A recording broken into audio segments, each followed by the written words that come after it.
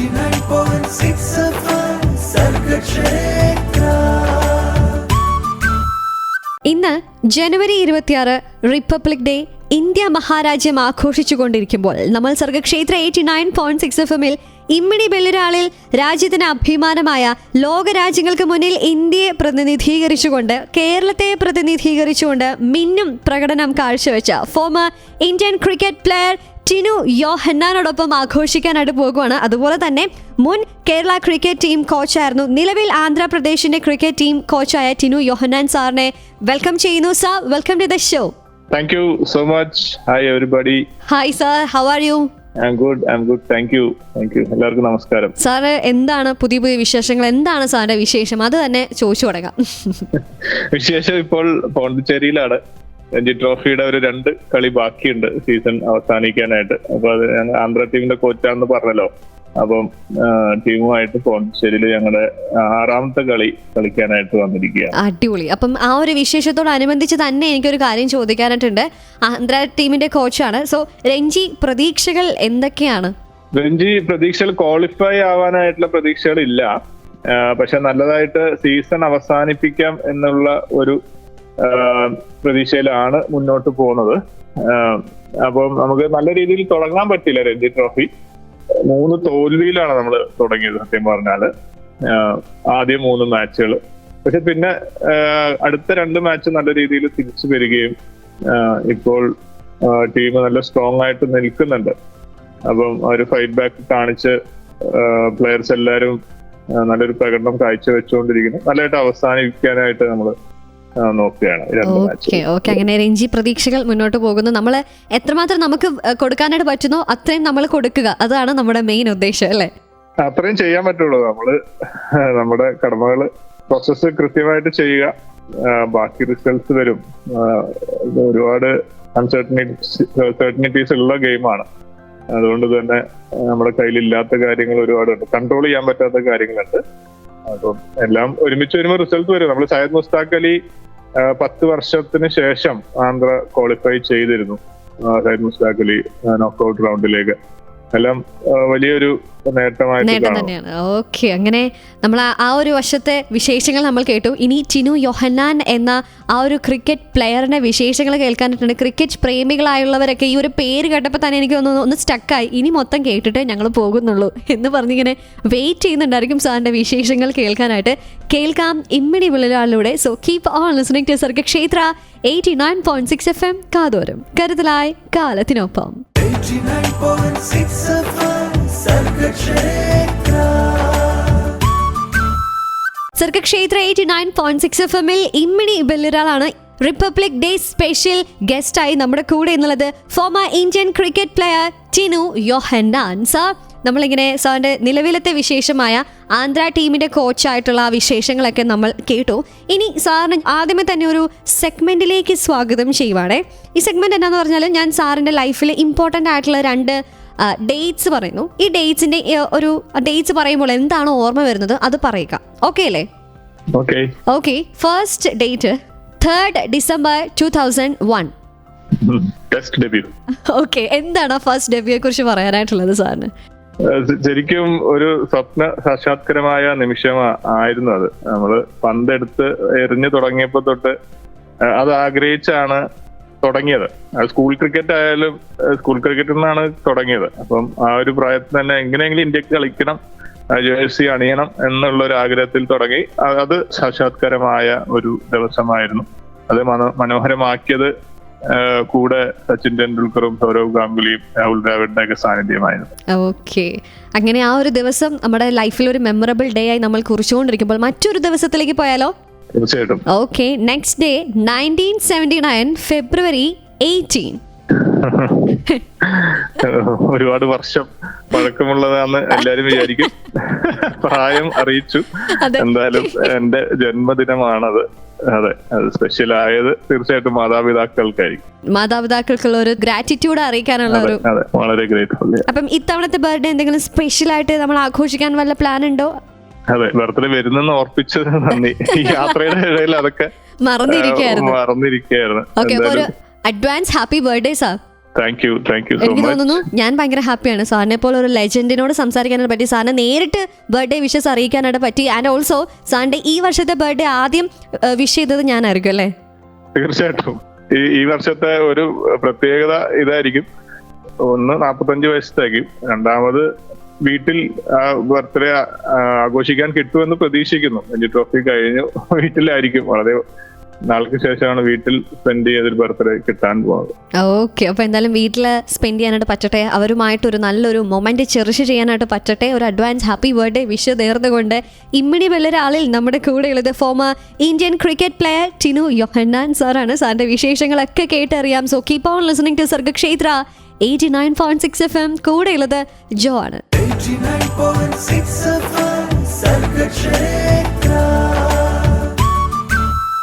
ഇമ്മിണി ബെല്ലിറാളാണ് കേട്ടുകൊണ്ടിരിക്കുന്നത്. ആൻഡ് ഇന്നത്തെ ഇമ്മിണി ബെല്ലിറാളിന് ഒരു സ്പെഷ്യാലിറ്റി ഉണ്ട്. റിപ്പബ്ലിക് ഡേ സ്പെഷ്യൽ ഇമ്മിണി ബെല്ലിറാളിൽ നമ്മുടെ ഒരു ഇന്ത്യൻ നേഷനെ പ്രതിനിധീകരിച്ചുകൊണ്ട്, കേരളത്തെ പ്രതിനിധീകരിച്ചുകൊണ്ടുള്ള നമ്മുടെ former Indian cricket player Tinu Yohannan സാറാണ് നമ്മുടെ കൂടെയുള്ളത്.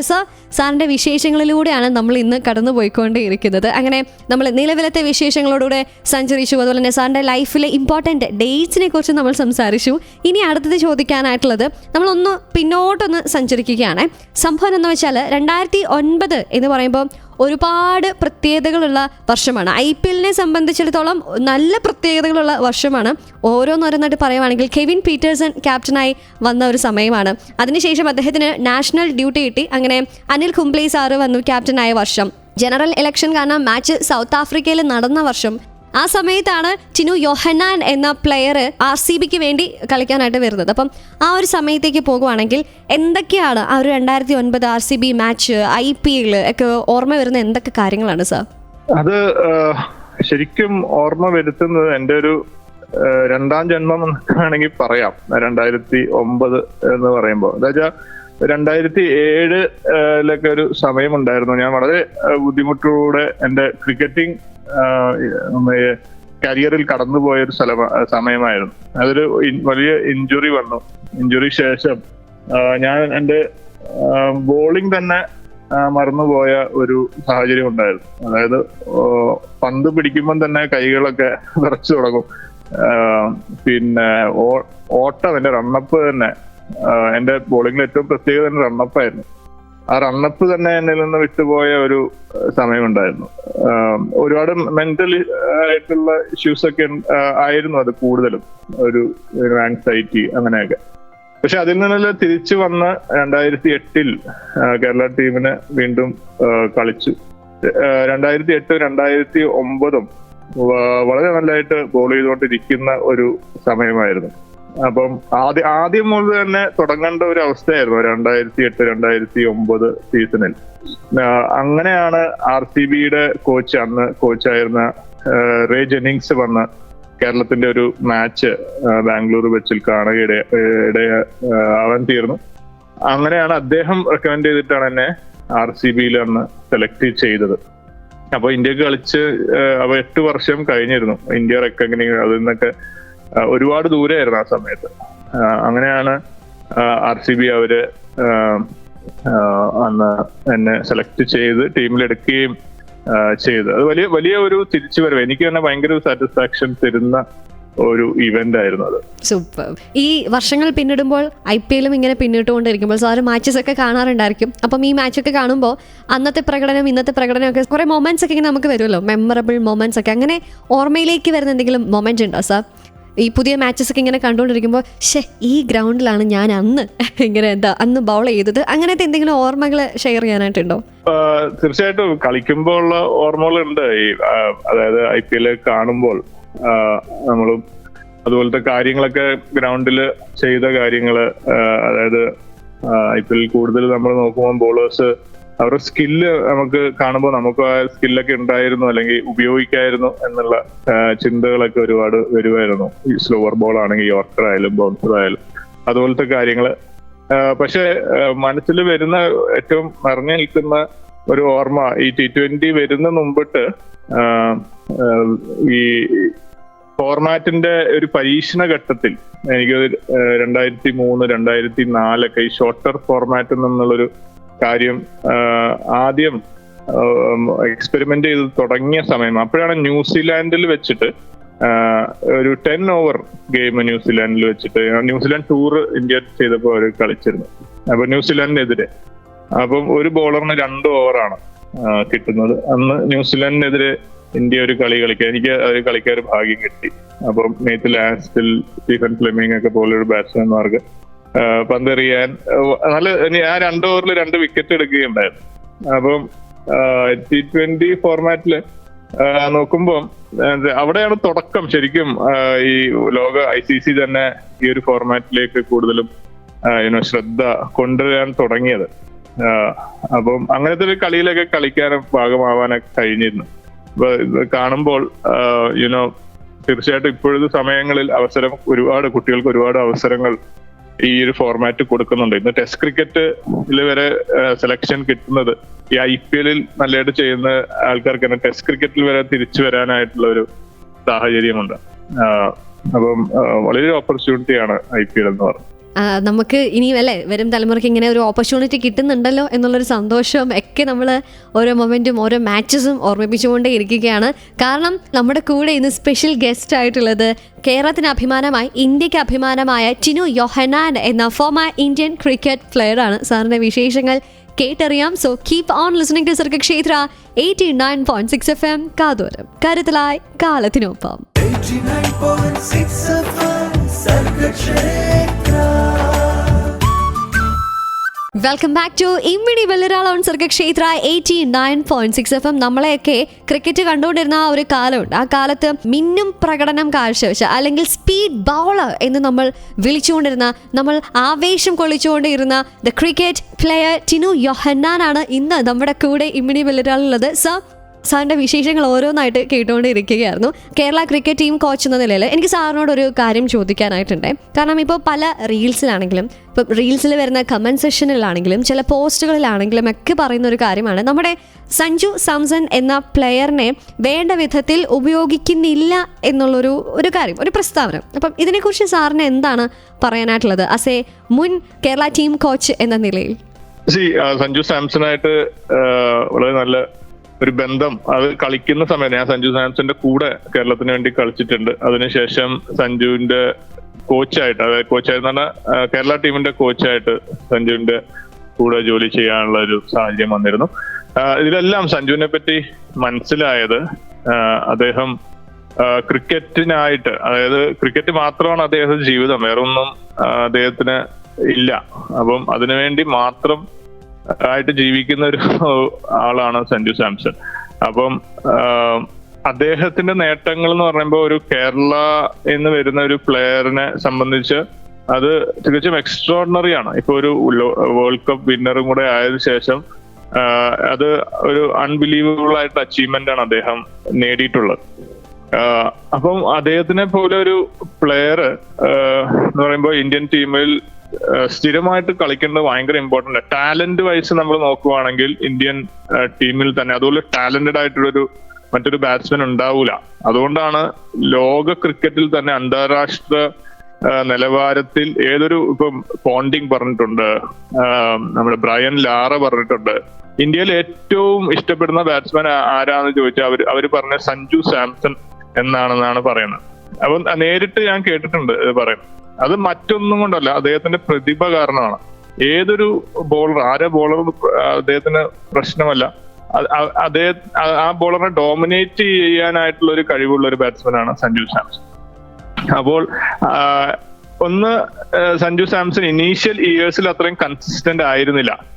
ഇനീഷ്യലി നമുക്ക് എല്ലാവർക്കും അറിയാവുന്ന കാര്യമാണ്, അത് കിട്ടിയ ഓപ്പർച്യൂണിറ്റീസിൽ അത്രയും കൺസിസ്റ്റന്റ് ആയിരുന്നില്ല. അദ്ദേഹം ആ ടാലന്റിന് ആയിട്ടുള്ള പെർഫോമൻസ് കാഴ്ചവെച്ചിട്ടില്ല. പക്ഷെ ഇപ്പോൾ നോക്കുകയാണെങ്കിൽ, ഇപ്പോൾ കഴിഞ്ഞ 2 വർഷം നോക്കുകയാണെങ്കിൽ, കഴിഞ്ഞ 5 വർഷം പുള്ളി IPL കൺസിസ്റ്റന്റ് ആണ്. പക്ഷെ കഴിഞ്ഞ 2 വർഷം എടുത്ത് നോക്കിയാൽ അദ്ദേഹം അന്താരാഷ്ട്ര ക്രിക്കറ്റിലും കൺസിസ്റ്റന്റ് ആയിട്ട് പെർഫോം ചെയ്യുന്നത്. അതുകൊണ്ട് തന്നെ എന്റെ ഒരു കണക്കൂട്ടൽ അദ്ദേഹം വൺ ഡേ ടീമിൽ തീർച്ചയായിട്ടും സ്ഥാനം കാണണം. അത് മാത്രമല്ല ടെസ്റ്റ് ക്രിക്കറ്റിലും അദ്ദേഹത്തിന് ഒരു സ്ഥാനം കൊടുക്കേണ്ടത് ഇമ്പോർട്ടന്റ് ആണ്. എന്താ വെച്ചാൽ അതുപോലെ ബോളേഴ്സിനെ ഡോമിനേറ്റ് ചെയ്യാൻ കഴിയുന്നതും ഒരു മാച്ച് വിന്നറുമായിട്ടുള്ള ഒരു പ്ലെയർ ആണ് സഞ്ജു സാംസൺ. യെസ്, ഇപ്പം സാറ് ഇപ്പം സഞ്ജു സാംസനെ കുറിച്ച് പറയുമ്പോൾ നമുക്ക് അറിയേണ്ടത് എന്നാന്ന് വെച്ചാൽ ഇപ്പം നമുക്കറിയാം കേരളത്തിൽ ആദ്യമായിട്ട് ഒരു ഇന്ത്യൻ ടീമിൽ പങ്കെടുത്ത അല്ലെങ്കിൽ കേരളത്തിന് അഭിമാനമായ വ്യക്തിയാണ്. അപ്പം സഞ്ജു സാംസനെ കുറിച്ച് ലോകമെമ്പാടും ഇങ്ങനെ ചർച്ച ചെയ്തുകൊണ്ടിരിക്കുമ്പോൾ സാറിന് സഞ്ജു സാംസണിനോട് പറയാനുള്ള ഒരു കാര്യം എന്തായിരിക്കും അത്? ഒന്ന് മാത്രമേ പറയാനുള്ളൂ. ഇനിയും സഞ്ജു സാംസണ് ഒരു നല്ല ക്രിക്കറ്റ് അദ്ദേഹത്തിന് മുന്നിലുണ്ട്. അറ്റ്ലീസ്റ്റ് ഒരു 5 to 7 years of good cricket അദ്ദേഹത്തിന് മുന്നിലുണ്ട്. അപ്പം അദ്ദേഹത്തിന്റെ കരിയറിൽ ഒരു കാര്യം പുറകിലേക്ക് നോക്കുകയാണെങ്കിൽ ഒരുപാട് പ്രതിസന്ധികൾ കടന്നു വന്നിട്ടാണ് അദ്ദേഹം ഈ ഒരു നേട്ടം നേടിയത്. മറ്റേതൊരു പ്ലെയർ ആയിരുന്നെങ്കിലും ഞാൻ കാണുന്നത് എപ്പോഴേ കളി വിട്ട് അദ്ദേഹം പോയനെ. മനസ്സിലായില്ലേ? അത്രയും അദ്ദേഹത്തിന് ബുദ്ധിമുട്ടുകളും പ്രതിസന്ധികളും കരിയറിൽ വന്നിട്ടുണ്ട്. ഇപ്പോഴും ലേറ്റസ്റ്റ് ആയിട്ട് അദ്ദേഹത്തിനെതിരെ വിവാദങ്ങളും കാര്യങ്ങളൊക്കെ ഉയർന്നിട്ടുണ്ട്. പക്ഷെ സഞ്ജുവിനെ ഞാൻ സംബന്ധിച്ച് അതൊന്നും ബാധകമല്ല. അദ്ദേഹം കളിയിലേക്ക് ഫോക്കസ് ചെയ്ത് പെർഫോമൻസിൽ മാത്രമാണ് കോൺസെൻട്രേറ്റ് ചെയ്യുന്നത് ഇപ്പോൾ ഉള്ള സഞ്ജു. നേരത്തെയൊക്കെ ഒരുമാതിരി ചിലപ്പോൾ ബാധിക്കുമായിരുന്നു, പക്ഷെ ഇപ്പൊ അങ്ങനെയല്ല. അതുകൊണ്ട് തന്നെ മുന്നോട്ടുള്ളത് ക്രിക്കറ്റിൽ മാത്രം ഫോക്കസ് ചെയ്യുക. ബാറ്റ് സംസാരിക്കട്ടെ, പെർഫോമൻസ് സംസാരിക്കട്ടെ, ബാക്കിയെല്ലാം തന്നെ റെഡി ആയിക്കോളും. Okay, yes. ഈ സാർ ഇങ്ങനെ സഞ്ജുവിനോട് ഇങ്ങനെ സംസാരിക്കുന്നത് കേൾക്കുമ്പോൾ സാറിന് കിട്ടിയിട്ടുള്ള ഈ ഒരു മെന്റർഷിപ്പ് എങ്ങനെയായിരുന്നു എന്നുള്ളത് കേൾക്കാനായിട്ട് ആഗ്രഹമുണ്ട്. അപ്പം അത് പറയാനായിട്ട് സാറ് റെഡിയാണ് എന്ന് വിശ്വസിച്ചുകൊണ്ട് നമ്മൾ എന്തായാലും പാട്ടിലേക്ക് പോവുകയാണ്. പാട്ടുകൾക്ക് ശേഷം കേൾക്കാം ഇന്ത്യൻ ടീം ലെജൻസിൽ നിന്ന് ടിനു യോഹന്നാൻ എന്ന പ്ലെയറിന് കിട്ടിയിട്ടുള്ള അവരുടെ ഒരു സജഷൻസ് അല്ലെങ്കിൽ അവരുടെ മെന്റർഷിപ്പ് എന്താണ്, എങ്ങനെയായിരുന്നു എന്നുള്ളത്. So keep on listening to Sargakshetra 89.6 FM കാതോരം, കരുതലായി കാലത്തിനൊപ്പം. 89.6 FM Sargakshetra. Welcome back to ഇമ്മിണി വെള്ളരാൾ ഓൺ സർഗക്ഷേത്ര 89.6 FM. കൂടെയുള്ളത് ജോ ആണ്. ഇന്ന് നമ്മുടെ കൂടെ ഇമ്മിണി വെള്ളരാളുള്ളത് ടിനു യോഹന്നാൻ എന്ന ഫോമർ ഇന്ത്യൻ ക്രിക്കറ്റ് പ്ലെയർ ആണ്. സാറിന്റെ വിശേഷങ്ങൾ ഓരോന്നും നമ്മൾ സംസാരിച്ചുകൊണ്ടിരിക്കുമ്പോൾ നമ്മൾ പാട്ടുകൾക്ക് മുന്നേ സംസാരിച്ചിരുന്നത് സാറിന് എന്താണ് സഞ്ജു സാംസൺ എന്ന പ്ലെയറിനോട് പറയാനായിട്ടുള്ളത് എന്ന് നമ്മൾ കേട്ടറിഞ്ഞു. അപ്പം ഞങ്ങൾക്ക് ഒരു ആകാംക്ഷ അല്ലെങ്കിൽ ഒരു എക്സൈറ്റ്മെന്റ് എന്നാന്ന് വെച്ചാൽ നമുക്കറിയാം സച്ചിൻ തെണ്ടുൽക്കർ, സൗരവ് ഗാംഗുലി, രാഹുൽ ദ്രാവിഡ് തുടങ്ങിയ ലെജൻസ് ടീമിലുള്ളപ്പോഴാണ് ടിനു യോഹന്നാൻ എന്ന പ്ലെയറിന്റെ അരങ്ങേറ്റം സംഭവിച്ചത്. ആ സമയങ്ങളിൽ അവരിൽ നിന്ന് ലഭിച്ച ഒരു മെന്റർഷിപ്പ് അതെങ്ങനെയായിരുന്നു എന്നൊന്ന് പറയാമോ? തീർച്ചയായിട്ടും അവരുടെ കൂടെ ഒന്നും അധികം കളിക്കാൻ കഴിഞ്ഞില്ല. ആഗ്രഹമുണ്ടായിരുന്നു കളിക്കാൻ. പക്ഷെ തീർച്ചയായിട്ടും ഇവരുടെ കൂടെ ഡ്രസ്സിംഗ് റൂം പങ്കുചേരുകയും അവരുടെ യാത്ര ചെയ്യുകയും അവരുടെ കളിക്കുകയും ചെയ്താൽ തന്നെ മതി. നമുക്ക് വേറൊരു മെന്റർഷിപ്പ് ഒന്നും വേണ്ട. അവിടെ നിന്നാൽ മതി. ബാക്കി നമ്മൾ തന്നെ പ്രചോദനമാണ്. തീർച്ചയായിട്ടും. എന്ന് വെച്ചാൽ അവരും ഈ പറഞ്ഞ പോലെ അവരുടെ ജീവിതത്തിൽ വേറെ ഒന്നും ഇല്ല. നമ്മളീ പുറത്ത് ടിവിയിലും അല്ലെങ്കിൽ ആൾക്കാര് ജഡ്ജ് ചെയ്യുമ്പം അവര് ബാക്കിയുള്ള കാര്യങ്ങളൊക്കെ ഒരുപാട് ടൈം സ്പെൻഡ് ചെയ്യുന്നതല്ല, ഒന്നുമല്ല. അവര് ക്രിക്കറ്റ് മാത്രമാണ് അവരുടെ ജീവിതം. അവരുടെ ബാറ്റും എങ്ങനെ ബാറ്റ് ചെയ്യും, എങ്ങനെ പെർഫോം ചെയ്യും എന്ന് മാത്രമാണ് ചിന്തിച്ച് ജീവിക്കുന്ന ആൾക്കാരായിരുന്നു. അതുപോലെ ഡെഡിക്കേറ്റഡ് ആയിട്ടുള്ള ആ ആറ്റിറ്റ്യൂഡ്, ആ വർക്ക് എത്തിക്സ് ഒരുപാട് പഠിക്കാൻ കഴിഞ്ഞിട്ടുണ്ട് അവരിൽ നിന്ന്. അപ്പോൾ മെന്റർഷിപ്പ് എന്ന് പറയുമ്പം അവര് എങ്ങനെയാണ് അന്താരാഷ്ട്ര ക്രിക്കറ്റിൽ നിലനിൽക്കാൻ പറ്റുന്നത് അല്ലെങ്കിൽ എന്തൊക്കെ ചെയ്യണം എന്നുള്ള കാര്യങ്ങളിലൊക്കെ അവരുടെ ടൈം സ്പെൻഡ് ചെയ്യുമ്പോൾ മനസ്സിലാക്കാൻ കഴിഞ്ഞിട്ടുണ്ട്. പക്ഷെ ബുദ്ധിമുട്ട് വന്ന ടീമിൽ നിന്ന് പുറത്തു വന്നപ്പോൾ കൂടുതലും കേരളത്തിലാണ് കളിച്ചുകൊണ്ടിരിക്കുന്നത്, അല്ലെങ്കിൽ ചെന്നൈയിൽ കൂടുതൽ ക്രിക്കറ്റ് കളിച്ചുകൊണ്ടിരുന്നത്. അവിടെ അങ്ങനെ ഒരു മെന്ററെ ഞാൻ ആഗ്രഹിച്ചിരുന്നു. അങ്ങനെ ആ ഒരു ഹയർ ലെവലിലേക്ക് ഇനിയും പോവാൻ പറ്റുന്ന കാര്യങ്ങൾ പറഞ്ഞു തരാൻ കഴിയുന്ന ആരെങ്കിലും കൂടെ ഉണ്ടായിരുന്നോ എങ്കിൽ നന്നായിരുന്നേനെ എന്ന് ആഗ്രഹിച്ച സമയങ്ങളുണ്ടായിരുന്നു. അതിന്റെ നഷ്ടം എപ്പോഴും ജീവിതത്തിൽ അനുഭവപ്പെട്ടിട്ടുണ്ട്. ഒരു പ്രോപ്പർ മെന്റർഷിപ്പ്, അതായത് ആരെങ്കിലും ആ ലെവലിൽ കളിച്ച ആൾക്കാർക്ക് മാത്രമേ അവിടെ എന്ത് ചെയ്യണം എന്ന് പറഞ്ഞു തരാൻ കഴിയത്തുള്ളൂ. ഓക്കെ, അപ്പം നമുക്കിപ്പോൾ എന്താ പറയുക, സാറിനോട് സംസാരിക്കുമ്പോൾ തന്നെ നമുക്കൊരു ഹാപ്പിനെസ് ആണ്. കാരണം അത്രയും ലെജൻസിൻ്റെ കൂടെ കളിച്ചു. അതുപോലെ തന്നെ അതിന് ശേഷമാണെങ്കിലും നമ്മൾ മനസ്സിലാക്കുന്നുണ്ട്. ഇപ്പം ഞാൻ സാറിനെ പറ്റി അന്വേഷിച്ച സമയത്ത് പല കമൻസിലാണെങ്കിലും പറയുന്നൊരു കാര്യം എന്താണെന്ന് വെച്ചാൽ, സാർ ഇപ്പോൾ പറഞ്ഞ അതേ കാര്യമാണ്. അദ്ദേഹത്തിന് ലഭിച്ച വേണ്ടിയിരുന്ന ഒരു മെന്റർഷിപ്പ് അല്ലെങ്കിൽ ഒന്ന് കൊടുത്തിരുന്നെങ്കിൽ അദ്ദേഹം ഇന്നും അല്ലെങ്കിൽ നമുക്ക് കുറച്ച് നാളും കൂടെ അദ്ദേഹം ആ ഒരു മാച്ചിൽ നമുക്ക് വേണ്ടി കളിച്ചേനെ എന്ന് പല ക്രിക്കറ്റിനെ പ്രേമിക്കുന്ന, സ്നേഹിക്കുന്ന, ആദരിക്കുന്ന ഒരുപാട് പേര് പറയുന്നുണ്ടായിരുന്നു. അപ്പം അത് നമ്മൾ കേട്ടു, അത് നമ്മൾ മനസ്സിലാക്കുന്നു എന്ന് പറഞ്ഞുകൊണ്ട് എന്തായാലും സാറിനെ കുറിച്ച് ഇനിയും ഒരുപാട് കാര്യങ്ങൾ നമുക്ക് അറിയേണ്ടതായിട്ടുണ്ട്.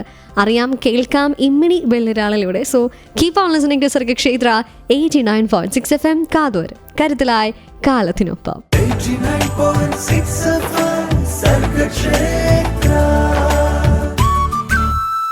സർഗക്ഷേത്ര 89.6 FM ഇമ്മിണി ബെല്ലിരാളാണ്. ഇന്ന് റിപ്പബ്ലിക് ഡേ ജനുവരി 26 ആഘോഷിച്ചുകൊണ്ടിരിക്കുമ്പോൾ നമ്മുടെ ഇന്ത്യയെ പ്രതിനിധീകരിച്ചുകൊണ്ട് ക്രിക്കറ്റ് വേദികളിൽ പ്രകമ്പനം കൊള്ളിച്ച ക്രിക്കറ്റ് പ്ലെയർ ആയിട്ടുള്ള ഫോമർ ഇന്ത്യൻ ക്രിക്കറ്റ് പ്ലെയർ ആയ ടിനു യോഹന്നാൻ സാറാണ് ഇന്ന് നമ്മുടെ കൂടെയുള്ളത്. സാറിൻ്റെ വിശേഷങ്ങൾ ഓരോന്ന് നമ്മൾ കേട്ടുകൊണ്ടേയിരിക്കുകയായിരുന്നു. ഇന്ത്യക്ക് വേണ്ടി, ആ ഒരു രാഷ്ട്രത്തിന് വേണ്ടി സാറ് ഒരു ഡ്യൂട്ടി ചെയ്തു. അതിൻ്റെ വിശേഷങ്ങളൊക്കെ നമ്മൾ കേട്ടുകൊണ്ടിരിക്കുമ്പോൾ സാർ നമ്മൾ പറഞ്ഞ് അവസാനിപ്പിച്ചത്, സാർ പറഞ്ഞു ഇപ്പം നമ്മൾ ഇന്ത്യൻ ടീം അവിടെ നിന്ന് ഇറങ്ങിക്കഴിഞ്ഞ ശേഷം കേരളത്തിന് വേണ്ടി കളിച്ചുകൊണ്ടിരുന്ന സമയത്ത്, അല്ലെങ്കിൽ ചെന്നൈക്ക് വേണ്ടി കളിച്ചുകൊണ്ടിരുന്ന സമയത്ത് സാർ ഒരിക്കൽ ആഗ്രഹിച്ചിരുന്നു ഇങ്ങനെ മെൻറ്റർഷിപ്പ് നൽകാൻ ആരെങ്കിലും ഉണ്ടായിരുന്നെങ്കിൽ എന്ന് സാർ പറഞ്ഞു. അപ്പം ആ ഒരു സമയത്തൊക്കെ, അല്ലെങ്കിൽ ഇന്ത്യൻ ടീമിൽ കളിച്ചുകൊണ്ടിരുന്ന സമയത്തായെങ്കിലും ഓരോ മാച്ചിന് ഇറങ്ങുമ്പോഴും സാർ എങ്ങനെയായിരുന്നു സ്വയം മോട്ടിവേഷൻ നൽകിക്കൊണ്ടിരുന്നത്? എങ്ങനെയായിരുന്നു ആ ഒരു ഓരോ മാച്ചിലും ഇറങ്ങുമ്പോൾ യെസ് യു ക്യാൻ, അങ്ങനെ എന്തെങ്കിലും ഒരു മന്ത്ര ഉണ്ടെന്ന് ഞാൻ കേട്ടിട്ടുണ്ട്. എങ്ങനെയാണ് സാർ അത് സ്വയം മോട്ടിവേറ്റ് ചെയ്തത്? എങ്ങനെയായിരുന്നു? ഇന്ത്യൻ ടീമിൽ കളിച്ചപ്പം എനിക്ക് ഉണ്ടായിരുന്ന ഒരു ബ്ലെസ്സിങ് എന്താന്ന് വെച്ചാല്, ഞാൻ അധികം കളിയൊന്നും കളിക്കാതെയാണ് പോയത്. 2 സീസൺ മാത്രമാണ് കേരളത്തിന് കളിച്ചത്. അതായത് ഒരു 10-12 ഫസ്റ്റ് ക്ലാസ് ഗെയിംസ് കളിച്ചിട്ടാണ് അവിടെ പോകുന്നത്. പക്ഷെ ബാക്കിയുള്ള ക്രിക്കറ്റ് എല്ലാം കൂട്ടിയാലും ഒരു 4-5 വർഷത്തെ ക്രിക്കറ്റിന്റെ ഒരു എക്സ്പീരിയൻസ് കൊണ്ടാണ് പോയിരിക്കുന്നത്. അപ്പം ഈ പറയുന്ന പോലെ അധികം ഒന്നും കാര്യങ്ങൾ അറിഞ്ഞുകൂടാ. ഓടി വന്ന് പന്ത് എറിയുക, സ്ഥലത്ത് പന്ത് എറിയുക എന്നുള്ളത് മാത്രമാണ്. ഒരു സിമ്പിൾ ആയിട്ടുള്ള പ്ലാൻസ് ആയിരുന്നു. അപ്പൊ ഒരുപാട് കടന്ന് ചിന്തിക്കേണ്ട ആവശ്യം ഉണ്ടായിരുന്നില്ല. ക്യാപ്റ്റൻ പറയുന്നത് അതുപോലെ പാലിക്കും. അപ്പം അത് തന്നെ ഒരുപാട് സഹായിച്ചിട്ടുണ്ട്. ഒരു രീതിയിൽ നോക്കിയാൽ, വളരെ ഇപ്പോൾ നോക്കിയാൽ ഫാസ്റ്റ് ബോളിംഗ് എന്ന് പറഞ്ഞാൽ അതിന്റെ ഡെപ്ത് ഭയങ്കര വലുതാണ്.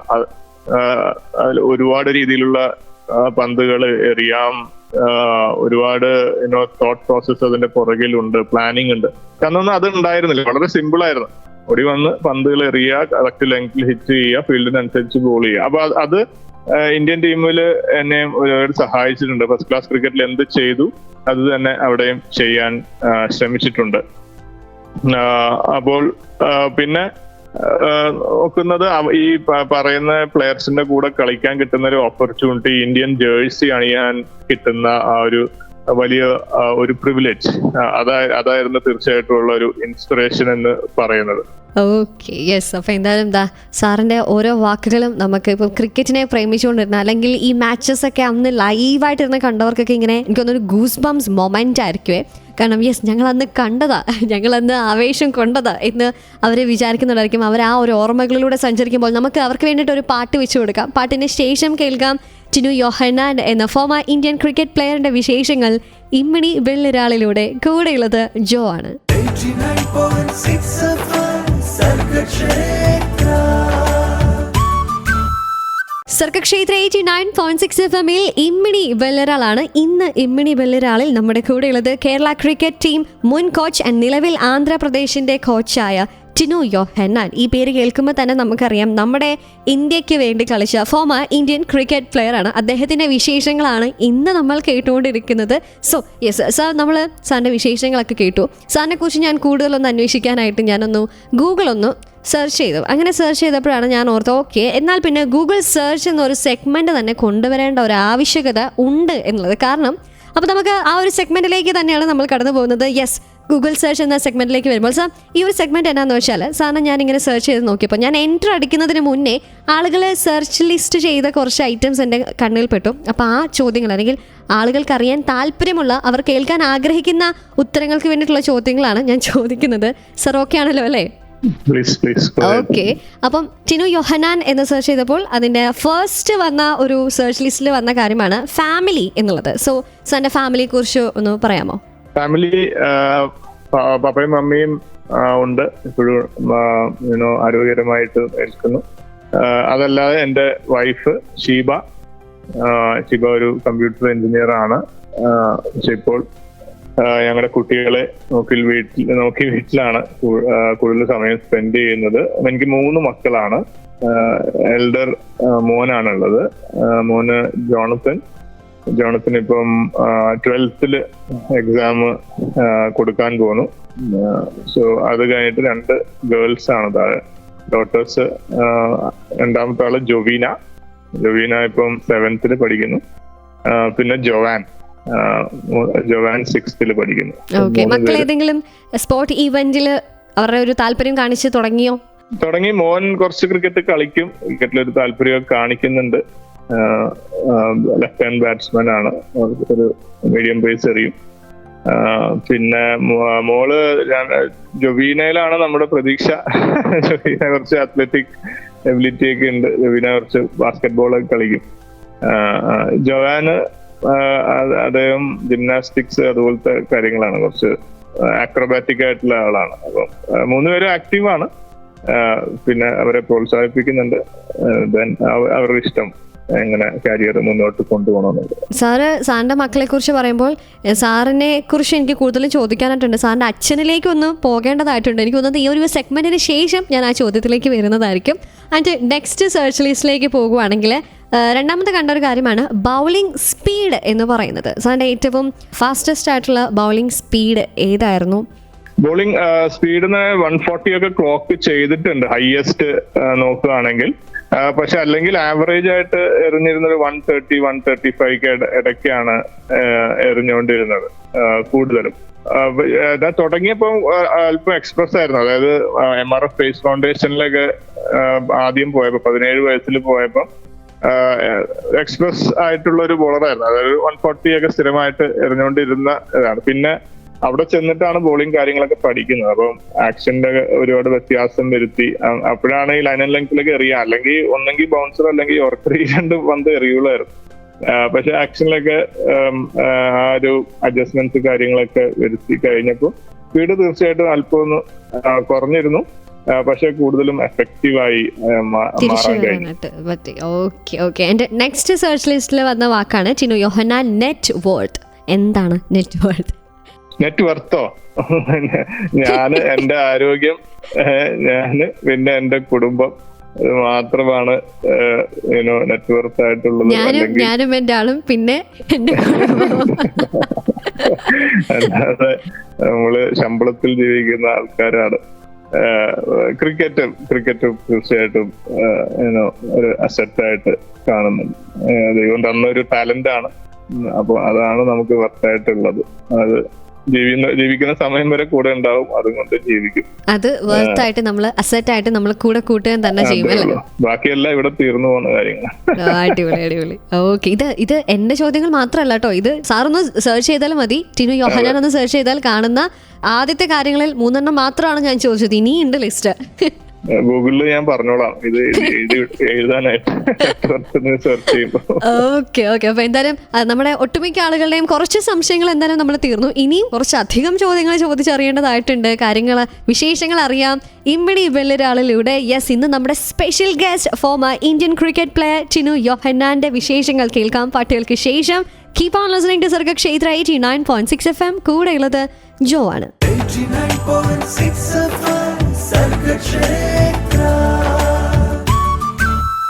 സർഗക്ഷേത്ര 89.6 FM ഇമ്മിണി ബില്ലറാണ് ഇന്ന് നമ്മുടെ കൂടെയുള്ളത്. The pace bowler Tinu Yohannan. Sir, നമ്മൾ ക്രിക്കറ്റ് വിശേഷങ്ങളൊക്കെ കേട്ടുകൊണ്ടിരിക്കുമ്പോൾ ഞാൻ സാറിനോട് ഇപ്പം ഗൂഗിൾ സെർച്ച് എന്ന സെഗ്മെന്റിൽ ഒരു ചോദ്യം വന്നിട്ടുണ്ടായിരുന്നു. സാറിൻ്റെ ഫാമിലിയെക്കുറിച്ച് പറഞ്ഞു, അച്ഛൻ അമ്മയെക്കുറിച്ചൊക്കെ പറഞ്ഞു. ആൻഡ് സാറിൻ്റെ അച്ഛനെക്കുറിച്ച് പറയുകയാണെങ്കിൽ TC യോഹന്നാൻ എന്ന ഒളിമ്പ്യൻ്റെ മകനാണ് സാർ. അദ്ദേഹം നമുക്കറിയാം ലോങ് ജമ്പിൽ ഫേമസ് ആയിട്ടുള്ളൊരു ഇൻ്റർനാഷണൽ പ്ലെയർ തന്നെയാണ്.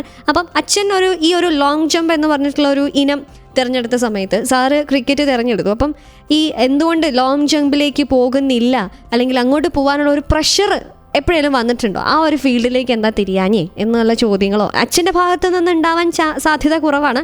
മറ്റ് സർക്കിളിൽ നിന്ന് അത്തരം പ്രഷർ വല്ലതും വന്നിട്ടുണ്ടായിരുന്നോ? അല്ല, അച്ഛന്റെ ഭാഗത്തുനിന്ന് ഒട്ടും ഉണ്ടായിരുന്നില്ല. ശരിയാണ് പറഞ്ഞത്. പക്ഷെ പ്രഷർ ഏറ്റവും കൂടുതൽ എന്റെ ഭാഗത്ത് തന്നെയായിരുന്നു. അപ്പോൾ എന്താ വെച്ചാൽ ഞാൻ ചെറുപ്പത്തിൽ തന്നെ പപ്പയെ കണ്ടാണ് വളരുന്നത്. അപ്പൊ പപ്പ ഞാൻ കമ്പീറ്റ് ചെയ്യുന്ന ഞാൻ കണ്ടിട്ടില്ല. അപ്പൊ ഇവരെ പിച്ചിലൊരു ആക്സിഡന്റ് സംഭവിച്ച് 79 അദ്ദേഹത്തിന്റെ കരിയർ നിന്നിരുന്നു. അപ്പൊ ഞാൻ ചാടുന്ന ഞാൻ കണ്ടിട്ടില്ല. പക്ഷെ പപ്പയുടെ കയ്യിൽ നിന്ന് കഥകളൊക്കെ കേട്ട് പപ്പ വളരെ ഇൻസ്പിറേഷൻ ആയിട്ട് തന്നെ ഞങ്ങൾ വളർന്നത്. പപ്പ ഞങ്ങളെ ട്രെയിനിങ്ങും ചെയ്യിപ്പിക്കുകയായിരുന്നു. ഒരു 6-7 വയസ്സ് മുതൽ തന്നെ അത്ലറ്റിക് ട്രെയിനിങ് കാര്യങ്ങളൊക്കെ ചെയ്യിപ്പിച്ച് തുടങ്ങിയിരുന്നു എനിക്ക് എന്റെ ബ്രദറിനെ. അപ്പം ഒരു അത്ലീറ്റ് ആവണം എന്നായിരുന്നു സ്വപ്നം. അപ്പം അത് ഞാൻ ഒരു സ്വപ്നം തന്നെ കണ്ടിരുന്നു. കാർൽ ലൂയിസിന്റെ കൂടെയൊക്കെ ഓടുന്നത്, ഒളിമ്പിക്സിൽ പങ്കെടുക്കുന്നതൊക്കെ ഒരു സ്വപ്നം വരെ കണ്ടിരുന്നത്. എന്റെ പേരൻസിന്റെ അടുത്ത് ഞാൻ പറയുകയും ചെയ്തിരുന്നു ആഗ്രഹം അതാണ്. പക്ഷെ അതിന് ഒരു 10th കഴിഞ്ഞപ്പോൾ ക്രിക്കറ്റ് കളിക്കുമായിരുന്നു, പാടത്തും ഈ പറമ്പിലെ ചേട്ടന്റെ കൂടെ ക്രിക്കറ്റ് ഒരുപാട് കളിക്കുമായിരുന്നു. പക്ഷെ ശരിക്കും ഒരു ഫിസിക്കലി ഒന്ന് ഡെവലപ്പായ ശേഷമാണ് ഓടി വന്നിട്ട് പന്ത് എറിഞ്ഞ് തുടങ്ങിയത്. അപ്പം അത് ഒരുപാട് ഇഷ്ടമായിരുന്നു എനിക്ക്. ഓടി വന്ന് ഫാസ്റ്റ് ആയിട്ട് പന്ത് എറിയുന്നത്, പന്ത് എങ്ങോട്ട് പോകും എന്താണെന്നൊന്നും അറിയില്ല, പക്ഷെ ആ ഒരു ആസ്വാദനം ഉണ്ടല്ലോ, അത് വന്ന് എറിയുമ്പോൾ കിട്ടുന്ന ഒരു സന്തോഷം, അത് എനിക്ക് ഭയങ്കര ഒരു ഫീലിംഗ് ആയിരുന്നു. അപ്പം ഒരു വിക്കറ്റ് എടുക്കുമ്പോഴോ അല്ലെങ്കിൽ ഒരു ബാറ്റ്സ്മാന്റെ ദേഹത്ത് പന്ത് കൊള്ളുമ്പോഴോ അതൊക്കെ ഒരു കിക്ക് തന്നെയാണ്. അതിപ്പോഴും അങ്ങനെ തന്നെയാണ്. അപ്പോൾ അതൊക്കെ അതാണ് ക്രിക്കറ്റിലേക്ക് ഒന്ന് വലിച്ചത്. ആ ഒരു പിന്നെ അതൊരു ബിലീഫായി മാറി. കളിക്കാൻ പറ്റും. MRF പേസ് ഫൗണ്ടേഷനിൽ സെലക്ഷൻ കിട്ടിയപ്പോൾ അതൊന്നും കൂടെ ഉറപ്പായി. അങ്ങനെയാണ് ആ ഒരു സ്വപ്നം, ഒരു വെളിച്ചം കണ്ടു തുടങ്ങിയതിന്റെ പുറകിൽ പോയി തുടങ്ങിയത്. പക്ഷെ പ്രഷർ എന്നിൽ നിന്ന് തന്നെയായിരുന്നു. ഇതിൽ പോവുകയാണെങ്കിൽ തീർച്ചയായിട്ടും സക്സസ് ആവണം എന്ന ഉള്ള ഒരു പ്രഷർ എപ്പോഴും ഉണ്ടായിരുന്നു. നക്ഷത്രം തെളിഞ്ഞപ്പോൾ ആട്ടിടയന്മാര് രാജാക്കന്മാരൊക്കെ അതിന്റെ പിന്നാലെ പോയി എന്ന് പറഞ്ഞതുപോലെ നമ്മളും അല്ലെ, അങ്ങനെ ഒരു വെളിച്ചം വന്നപ്പോൾ നമ്മളും ശരിക്കും അത് തന്നെയാണ്, ഒരു വെളിച്ചം കണ്ട് അതിന്റെ പുറകിൽ പോയതാണ്. അത് സത്യമായിട്ട് മാറി. അതാണ് വളരെ ഗ്രേറ്റ്ഫുൾ ആണ് ഞാൻ. ഓക്കെ. അപ്പൊ എന്തായാലും ഇനിയും വിശേഷങ്ങൾ കേൾക്കാനായിട്ടുണ്ട്. സാറിന്റെ ഓരോ ഉത്തരങ്ങളിൽ നിന്നുമാണ് അടുത്ത ചോദ്യങ്ങളിലേക്ക് എനിക്കുള്ള ഒരു ബ്രിഡ്ജ് കിട്ടുന്നത്. ഇപ്പം സാറ് മുമ്പേ പറഞ്ഞ ഒരു വാക്കായിരുന്നു, ഇപ്പോഴും എടുത്തു പറഞ്ഞൊരു വാക്കായിരുന്നു MRF പേസ് ഫൗണ്ടേഷൻ എന്ന് പറയുന്നത്. അപ്പം ആ ഒരു സമയത്തെ അല്ലെങ്കിൽ ആ ഒരു കാലഘട്ടത്തെ കുറിച്ച് കേൾക്കേണ്ടതായിട്ടുണ്ട്. കാരണം ടിനു യോഹന്നാൻ എന്ന പ്ലെയറിന്റെ വൺ ഓഫ് ദ ഇമ്പോർട്ടൻറ്റ് ഒരു ടൈമാണ്, ഒരു എറയാണ് ആ ഒരു ടൈം എന്ന് പറഞ്ഞത്. സോ ആ സമയത്തെ വിശേഷങ്ങൾ കേൾക്കാം ഇമ്മിണി ബെല്ലിരാളിലൂടെ. കീപ് ഓൺ ലിസണിംഗ് ടു ക്ഷേത്ര 89.6 FM കാതോരം. കരുതലായി കാലത്തിനൊപ്പം കൂടെയുള്ളത് ജോ ആണ്. 89.6 FM സർഗക്ഷേത്ര. സർഗക്ഷേത്ര 89.6 FM ഇമ്മിണി ബെല്ലിരാളാണ് ഇന്ന് നമ്മുടെ കൂടെയുള്ളത്. The former Indian cricket player Tinu Yohannan. Sir, നമ്മൾ സാറിൻ്റെ വിശേഷങ്ങൾ കേട്ടുകൊണ്ടിരിക്കുമ്പോൾ ഇനി നമ്മൾ കേൾക്കാനായിട്ട് പോകുന്നത് MRF പേസ് ഫൗണ്ടേഷനിലേക്കൊന്ന് നമ്മൾ പോകുവാണ്, പഴയ കാലത്തിലേക്കൊന്ന് പോകുവാണ്. അവിടെ സാർ ഒരുപാട് ആഗ്രഹിച്ചെത്തിയ ഒരു സ്ഥലമായിരുന്നു. മുമ്പേ നമ്മൾ ബൗളിംഗ് സ്പീഡിനെ കുറിച്ച് ചോദിച്ചപ്പോഴും സാർ എടുത്തു പറഞ്ഞിരുന്ന ഒരു മേഖലയായിരുന്നു MRF. അവിടുത്തെ ഒരു ട്രെയിനിങ് ഒക്കെയാണ് ഇത്രയും നമ്മളെ ആ ഒരു ബൗളിംഗ് സ്പീഡിലേക്ക് എത്താനായിട്ട് സഹായിച്ചത് എന്നൊക്കെ പറഞ്ഞിട്ടുണ്ടായിരുന്നു. ആൻഡ് അറിയാം, ഡെനീസ് ലിലി പോലുള്ളൊരു പ്രഗത്ഭനായ പ്ലെയറിൻ്റെ കീഴിൽ കോച്ചായിട്ട് വന്നു. അപ്പം അദ്ദേഹവുമായിട്ടുള്ളൊരു ബന്ധമൊക്കെ എങ്ങനെയായിരുന്നു ആ ഒരു സമയത്ത്? MRF പോവാൻ കഴിയുന്നതാണ് ഇന്ത്യൻ ടീമിൽ കളിക്കാനൊക്കെ ആയിട്ട് ഒരു വഴിത്തിരിവായിട്ട് മാറിയത്. ഏറ്റവും വലിയൊരു അനുഗ്രഹമായിരുന്നു അത്. എന്താ വെച്ചാൽ ഞാൻ നേരത്തെ പറഞ്ഞ പോലെ ഒരു 10ാം ക്ലാസ് ഒക്കെ ആയപ്പോഴാണ് പന്തെറിഞ്ഞ് തുടങ്ങിയത്. 12th കഴിഞ്ഞപ്പോൾ ഇതില് പഠിക്കാൻ അഭ്യസിക്കാനായിട്ട് എവിടെയെങ്കിലും പോകണം എന്നൊരു ആഗ്രഹം തോന്നി. അപ്പോഴാണ് ഈ 96 വേൾഡ് കപ്പ് സമയത്ത് MRF പേസ് ഫൗണ്ടേഷനെ പറ്റി ഒരു ഡോക്യുമെന്ററി ഈ വേൾഡ് കപ്പിന്റെ ഇടയ്ക്ക് ലഞ്ച് ടൈമിൽ അവർ കാണിക്കുന്നത്. ചെന്നൈയിലായിരുന്നു ആ കളി നടക്കുന്നത്. ഏത് കളിയെ കൃത്യമായി ഓർമ്മയില്ല, പക്ഷെ അതിന്റെ ലഞ്ച് ടൈമിൽ ഒരു ഡോക്യുമെന്ററി കാണിച്ചിരുന്നു MRF പേസ് ഫൗണ്ടേഷനെ പറ്റി. അപ്പം അത് കണ്ടപ്പോൾ ഒരു ആഗ്രഹം ഉണ്ടായി, ഇവിടെ ഒന്ന് പോകണം എന്നുള്ളൊരു ആഗ്രഹം ഉണ്ടായിരുന്നു. അപ്പൊ ഞാൻ പപ്പയുടെ അടുത്ത് പറഞ്ഞു. അപ്പൊ ഫാദർ ഉടനെ തന്നെ 12th എക്സാം കഴിഞ്ഞപ്പോൾ എന്നെ മനോരമ ഓഫീസിലേക്ക് കൊണ്ടുപോയി. മനോരമ ഓഫീസിലെ ഫിലിപ്പ് സാറായിരുന്നു അന്ന് ഡയറക്ടറായിട്ട് ഇരുന്നത്. അപ്പം സാറിന്റെ ഓഫീസിൽ കൊണ്ടുപോയി. സാറ് ഉടനെ MRF പേസ് ഫൗണ്ടേഷനിലെ അവിടെ MRFന്റെ ഓണർ വിളിച്ചിട്ട് എനിക്കൊരു അപ്പോയിന്റ്മെന്റ് എടുത്തു തന്നു. അവിടെ ട്രയൽസിന്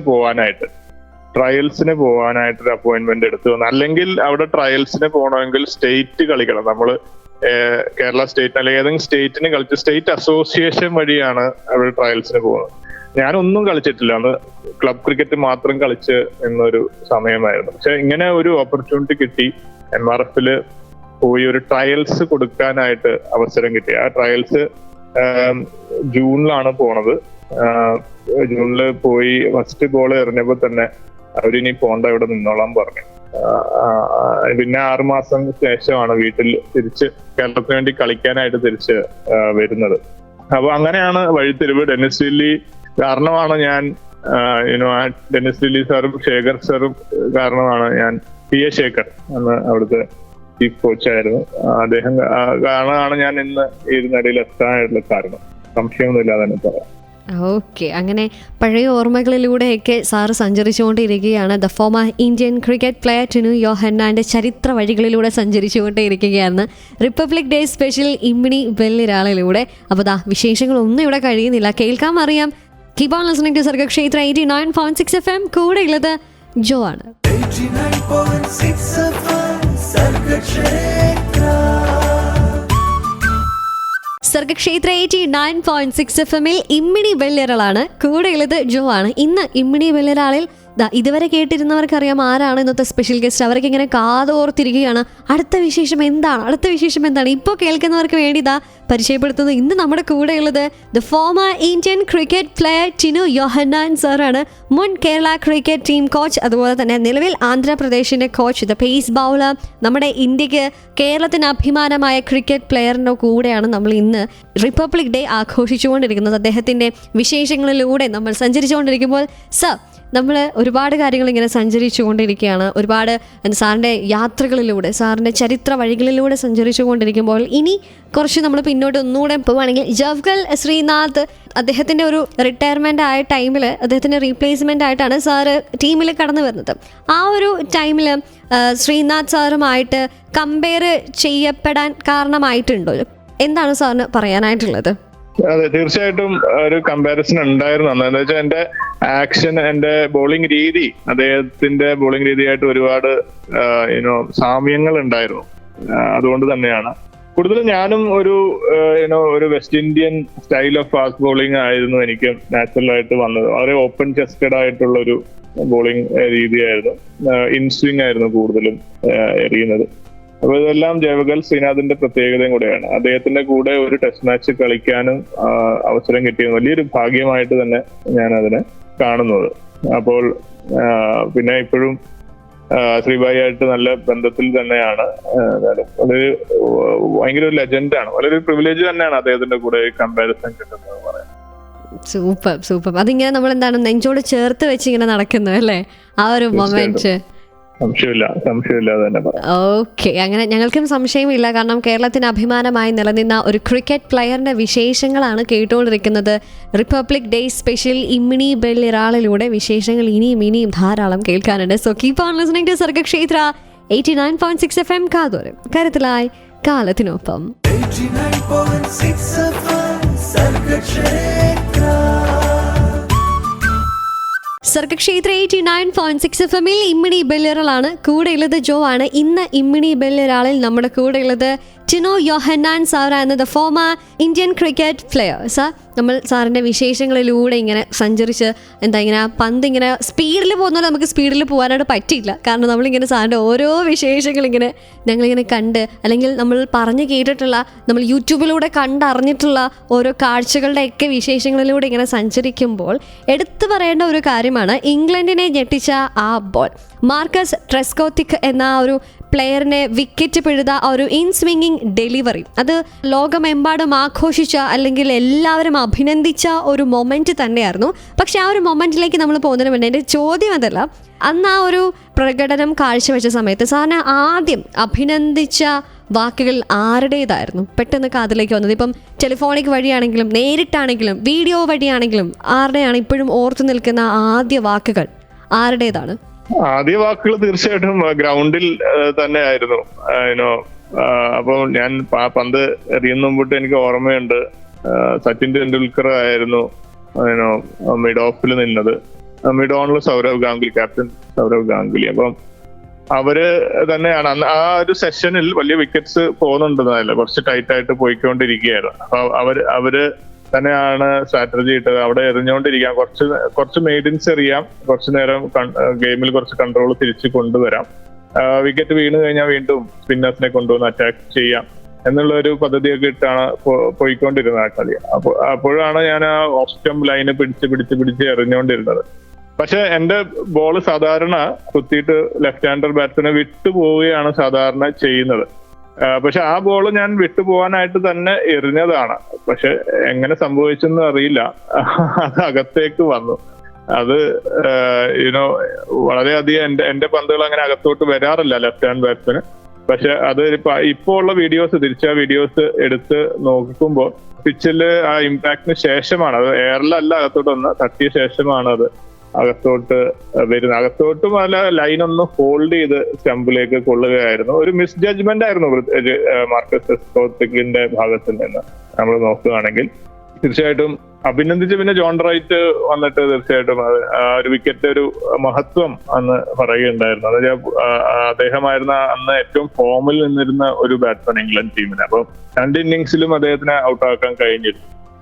അപ്പം അതിനൊരു വലിയ വഴിത്തിരിവ് വരികയും സുനിൽ ഗവാസ്കർ അന്ന് അവിടെ ഉണ്ടായിരുന്നു. അപ്പൊ സുനിൽ ഗവാസ്കർ വന്ന് അഭിനന്ദിക്കുകയൊക്കെ ചെയ്യുക, അതാണ് ഏറ്റവും കൂടുതൽ ഓർമ്മയുള്ള കാര്യങ്ങൾ. പിന്നെ വൈകുന്നേരം വന്ന് വീട്ടിൽ നിന്നുള്ള ഫോൺ വിളിയും കൂട്ടുകാരും ഒക്കെ ആയിട്ടുള്ള സമയം, അത് സന്തോഷമുള്ള ഒരു കാര്യമാണ്. ഈ ഓരോ ജയം കഴിഞ്ഞ് വന്നുകൊണ്ടിരുന്ന സമയത്ത് ഇപ്പം ഇന്ത്യക്ക് വേണ്ടിയാണെങ്കിലും നമ്മൾ ചെന്നൈക്ക് വേണ്ടിയാണെങ്കിലും കേരളത്തിന് വേണ്ടിയിട്ടാണെങ്കിലും ഈ വീട്ടിലേക്ക് വരുമ്പം വീട്ടുകാർ തരുന്ന ഒരു അഭിനന്ദനം ഉണ്ടല്ലോ, അതെന്തുമാത്രം ഒരു പ്രോത്സാഹനമായി മാറിയിട്ടുണ്ട്. വീട്ടുകാരല്ലെങ്കിൽ ഫ്രണ്ട്സ് അവരൊക്കെ തരുന്ന ഒരു പ്രോത്സാഹനം, അതാണ് ഏറ്റവും വലിയ സന്തോഷം എന്ന് നമുക്ക് പറയുന്നത്. നമുക്ക് ശരിക്കും ഒരു സാറ്റിസ്ഫാക്ഷൻ കിട്ടുന്ന ആ ഒരു ജോയ് കാണുമ്പോഴാണ്. പ്രത്യേകിച്ച് വീട്ടുകാരുടെയും കൂട്ടുകാരുടെ കൂടെയൊക്കെ ടൈം സ്പെൻഡ് ചെയ്ത് ആ ഒരു ഫീലിംഗിൽ നിൽക്കുന്നത്. പക്ഷെ ക്രിക്കറ്റ് ആയിരിക്കത്തില്ല അവിടെ സംസാര വിഷയം.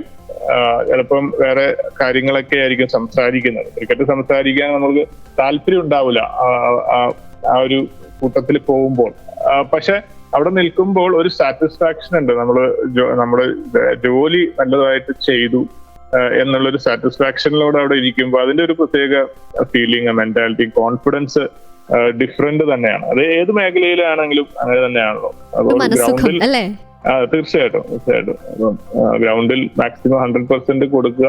ബാക്കി നേരത്തെ പറഞ്ഞ പോലെ നമ്മുടെ കാര്യങ്ങളിലല്ല. അപ്പൊ 100% കൊടുത്തിട്ടുണ്ട്, നമ്മളെല്ലാം കൊടുത്തിട്ടുണ്ടെങ്കിൽ നമുക്ക് വീട്ടിൽ വന്ന് എൻജോയ് ചെയ്യാനായിട്ടുള്ളൊരു സമയമാണ് അതിന്.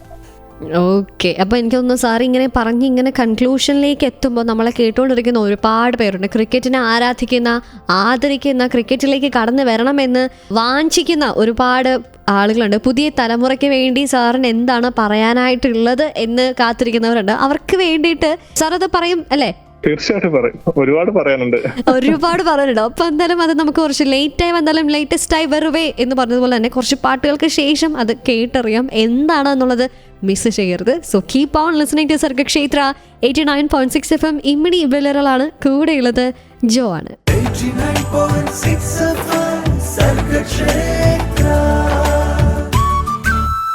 സർഗക്ഷേത്ര 89.6 FM ഇമ്മിണി ബെല്ലിറാളാണ്. നമ്മൾ ഇന്ന് റിപ്പബ്ലിക് ഡേ സ്പെഷ്യൽ ഇമ്മിണി ബെല്ലിറാൾ ആഘോഷിച്ചുകൊണ്ടിരിക്കുമ്പോൾ നമ്മുടെ കൂടെ എന്നുള്ളത് former Indian cricket player Tinu യോഹന്നാൻ.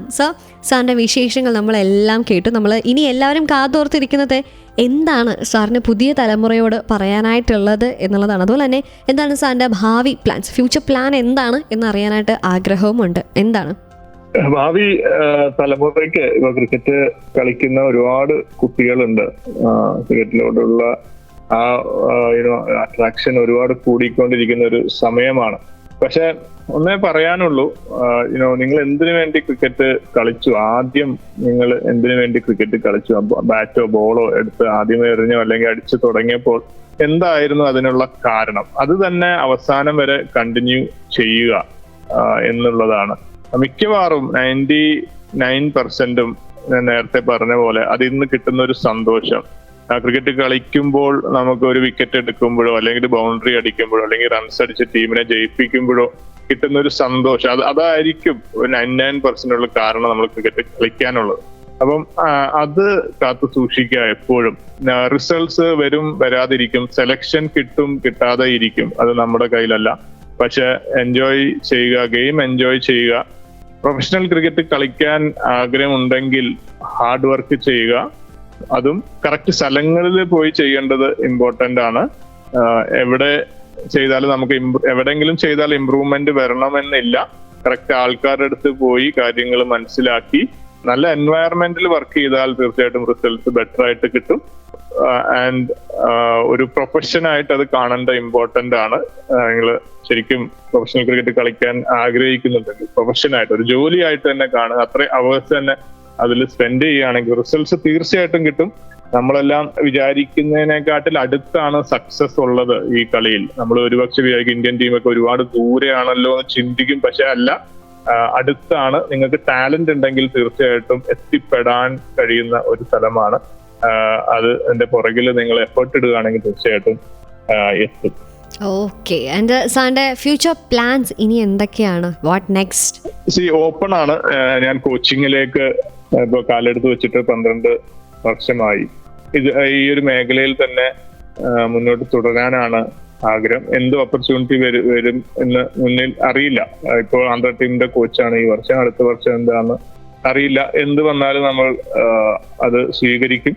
കോച്ചിങ് ചെയ്യുക, പിള്ളേരെ ക്രിക്കറ്റിൽ അഭ്യസിപ്പിക്കുക, നല്ല പാഠങ്ങൾ പറഞ്ഞു കൊടുക്കുക, ജീവിതത്തിൽ നല്ല സിറ്റിസൺസ് ആക്കുക എന്നുള്ളൊരു ഗോളിലാണ് മുന്നോട്ട് പോകുന്നത്. അറിയില്ല നാളെ എന്താണെന്ന് അറിയില്ല. ഇന്ന് ഇവിടെ ഉണ്ട്, സന്തോഷമായിട്ടുണ്ട്. അത് തന്നെയാണ് ഏറ്റവും വിലയുള്ള കാര്യം. ഓക്കെ, റിപ്പബ്ലിക് ഡേ ദിന സ്പെഷ്യൽ ഇമ്മിണി ബില്ലരാൾ കേട്ടുകൊണ്ടിരിക്കുമ്പോൾ സാറിൽ നിന്ന് നമ്മൾ കേൾക്കാൻ ആഗ്രഹിക്കുന്ന ഒരു കാര്യം കൂടിയുണ്ട്. അതെന്താണ് എന്നുള്ളത് കേൾക്കാം, അറിയാം ഇമ്മിണി ബില്ലരാളിലൂടെ. So keep on listening to Sargakshetra 89.6 FM. കാതോരം കരുതലായി കാലത്തിനൊപ്പം കൂടെയുള്ളത് ജോ ആണ്. 89.6 FM Sargakshetra. Sargakshetra 89.6 FM republic day special ഇമ്മിണി ബില്ലരാളാണ് ഇന്ന് നമ്മുടെ കൂടെയുള്ളത്. Former Indian cricket player Tinu Yohannan. സാറിന്റെ വിശേഷങ്ങളെല്ലാം നമ്മളിങ്ങനെ ഒരു പരിധി വരെ നമ്മൾ കേട്ടു, അതൊക്കെ നമ്മൾ അറിഞ്ഞു, അതൊക്കെ നമ്മളിങ്ങനെ ആസ്വദിച്ചു കൊണ്ടേയിരിക്കുകയായിരുന്നു.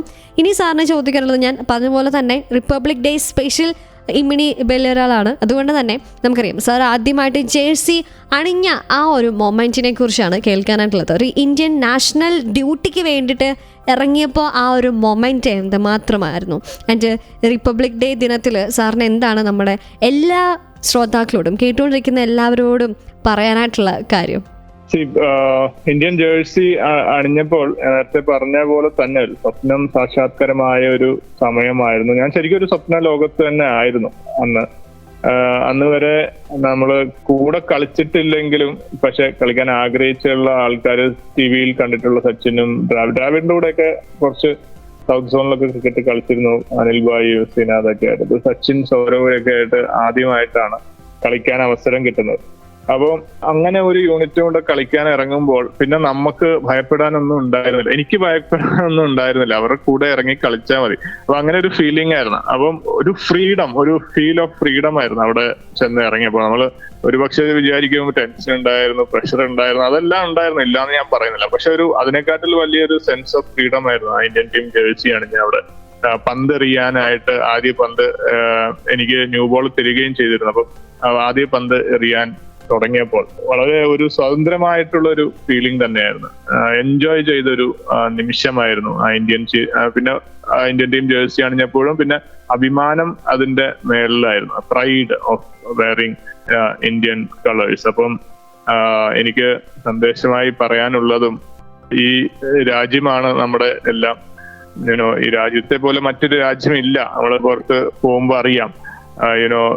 proud citizens of this country and ഇതിനു വേണ്ടി, ഈ രാജ്യത്തിന് വേണ്ടി നമ്മൾ നിലനിൽക്കുന്നത് അംബാസിഡേഴ്സ് ആയിട്ട് ഓരോ സ്ഥലങ്ങളും ഇന്ത്യയുടെ അംബാസിഡേഴ്സ് ആയിട്ട് നിൽക്കേണ്ടത് ഇമ്പോർട്ടന്റ് ആണ്. അതായത് ഏത് മേഖലയിലായാലും ഈ രാജ്യത്തിന്റെ ഭാവി നമ്മുടെ കയ്യിൽ തന്നെയാണ്. ഓരോ ഇൻഡിവിജ്വൽസിന്റെ കയ്യിലാണ് ഈ രാജ്യത്തിന്റെ ഭാവി. അത് നമുക്ക് പറ്റുന്നിടത്തോളം നല്ല രീതിയിൽ മുന്നോട്ട് കൊണ്ടുപോവാം. എല്ലാവർക്കും എൻ്റെ Jai Hind. Thank you sir. Jai Hind. ഞങ്ങൾ ടിനു യോഹന്നാൻ എന്ന പേര് കേൾക്കുമ്പോൾ ഞങ്ങൾ കേരള ജനത അഭിമാനിക്കുന്നു, ഇന്ത്യൻ ജനത അഭിമാനിക്കുന്നു. Thank you so much. നമ്മുടെ കേരളത്തെ, ഇന്ത്യയെ പ്രതിനിധീകരിച്ചുകൊണ്ട് സാറിൻ്റെ സ്വപ്നവുമായി സാറ് അവിടെ ആ ഉയരങ്ങളിൽ എത്തി നിൽക്കുന്നതിനെ ഓർത്ത് and thank you so much sir. അറിയാം ആന്ധ്രാപ്രദേശിൻ്റെ കോച്ചാണ്, അതിനിടയിലും തിരക്കുകൾക്കിടയിലും നമ്മളോട് സംസാരിച്ചു. Thank you so much and happy republic day sir. Thank U. My privilege. എല്ലാവർക്കും നന്ദി കേട്ടതിന്.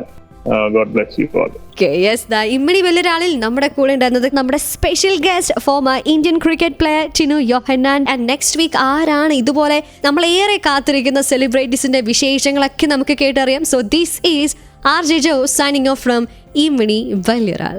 89.6 FM Sarkakshetra